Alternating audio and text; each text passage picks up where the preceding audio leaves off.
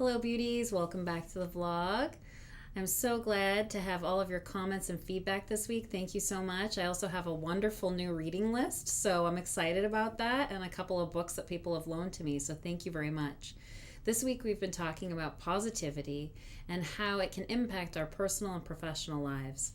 I've also shared with you a couple of books and authors that have changed my thinking and how I view positivity and how it's impacted my life. We've talked about seeking your personal legend. What is it about you that makes you special? What is it that you want? We've talked a little bit about the importance of creativity, that it's okay to create for you if it's something that you enjoy. And how do you recapture the things that you loved as a child? Why do we set them aside as adults? We've talked about the importance of vulnerability, something that I'm still working on, of sharing ourselves and our ideas, our thinking with each other, and being willing to step into the ring and not invite all of our critics, which are often our versions of ourselves, to the party. And then today, the book that we're going to talk about, and really about the concept of the book, is The Secret by Rhonda Byrne. And the gist of this is that there's a law of attraction, that you reap what you sow, so to speak, or the thoughts that you put out into the world are what you get back, this law of attraction. And there are some who have criticized that book as pseudoscience, and I understand that. There's been a lot of criticism of that book, and yet it sold 19 million copies and it's in 40 countries. So it's something about that book really resonated with people. And I think what it is this reminder, and this is what it was for me at least, is that it's a reminder that we do have some control over our own destiny. The world is not happening to us. My life is not something that occurs that I just show up and participate in. That I have a say in what I do and where I go and how I feel, what my decisions are, that they're not all made for me. Everything isn't set. The path is not 100% known. One of the things that really changed my thinking from this author is not so much that I believe or don't believe in the law of attraction per se, but that it reminds me that the more I believe in something, the more it's easier for other people to believe in it too.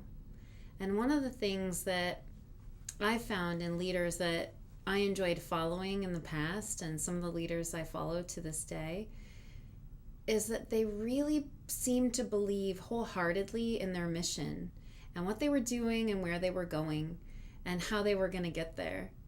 And it was easy to follow them because they had that deep-rooted belief in themselves and in their idea. And I think when you have that belief and you start talking about it, and you start sharing your thinking about it, you start seeking advice on whatever your idea or your mission is, that more people agree with you and they say, well, yeah, I can see your thinking on that, and I believe in your idea too, or I believe in your mission too. And there's something powerful about that a whole group of people could come together around an idea or a concept or a feeling or a mission or a product in our case or whatever, is like it's self-perpetuating, right? So because we decided that we were going to go in a new direction at Lunar, for example, and I believed that it was the right direction, then a couple other people started to believe it was the right direction. And then as we talked about it with prospects and clients, they too felt like it was the right direction, and it validated that. And then it gives confidence. It's like a cycle. It gives confidence then to me to say, yeah, okay, this really is the right direction. And then I have more belief in it. And that confidence builds. And then it's like ripples in the water where they flow out away from you, and more people begin to believe that the path that you're taking is the right one. And there are people who are going to say, nope, don't believe in it, and that's fine. But overall, I think that when someone so truly is committed to an idea or a path, it changes our behavior of how we interact with them. It changes what we do.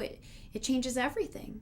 And I think that's the point of this book, of The Secret, and of what she was writing, is that when you really believe in it, it's easy for others to believe in it too. And so because of that, you change your path forward because you've made a decision to approach something differently. You chose to believe that you have a different option. We're going to talk more next week. Thank you all for your comments and your questions and your posts. Have a great weekend. See you Monday.